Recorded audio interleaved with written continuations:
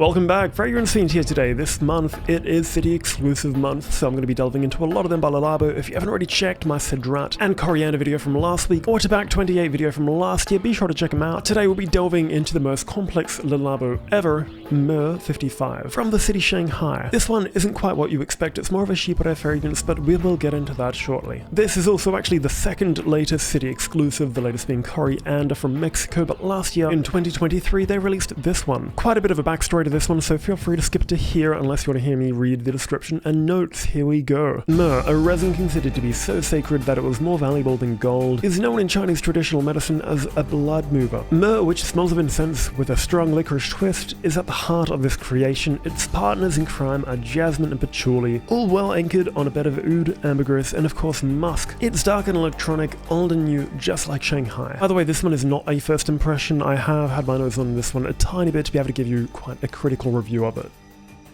And they are so accurate with the description of this one, it opens up very dark and mysterious. This is a type of DNA which you don't really see from Labo that often, at least in their regular Eau de Parfum collection, but it does remind me of another one of their scents. This is a bit of a direction which you don't actually see too often from Labo. Unfortunately, Oud 27 is discontinued, and you only get tiny remnants of Oud in this one that live within their collection. The main difference with this one though, it has very rich floral elements which balance quite equally in contrast to the more earthier patchouli, and obviously the incense like qualities of the myrrh. That being said, if you're a guy who likes wearing myrrh, then you can't be afraid of florals, as this one is quite dominant. As I mentioned earlier, this is by far one of the most complex Labos. It has 55 individual notes comprised within the fragrance. Obviously, they only unveil a small handful out of that entire collection because I'd really love to know what else they've got in this. I mean, I have my guesses, but let's dig a little further. So along those resinous tonalities, which are quite vague because there's so much going on in there, you also get a bit of a honeyed earthiness in contrast to that patchouli, but it's not really till the end of the dry down where that patchouli dominates the scent. What I do pick up, which hasn't been suggested anywhere by Labo, is ylang ylang, as this one does share mild tonalities to their own ylang scent. The sweeter element is borderline intoxicating without being too overwhelming, but unfortunately it does lack that oud element, which I think a lot of people may be wanting to get this one for. If you're one of the few people who expect a lot of myrrh and oud in this one and maybe want to order a sample, then I'd probably refrain from doing so because it's not really the heart of this fragrance, especially when it comes to the dry down. As it begins to unravel a little further, I also get a tiny bit of a bitter almond accord. There's a very mild tinge to the florals, which I'm kind of uncertain about, but this is a very experimental fragrance. It's both artistically pleasing and impressive from a scientific standpoint as well, especially when you're measuring those ratios with everything that's inside it. The only drawback from me, and that's completely my personal opinion, is the overdose of florals in this one, but this one, however, is definitely a signature scent in a bottle. It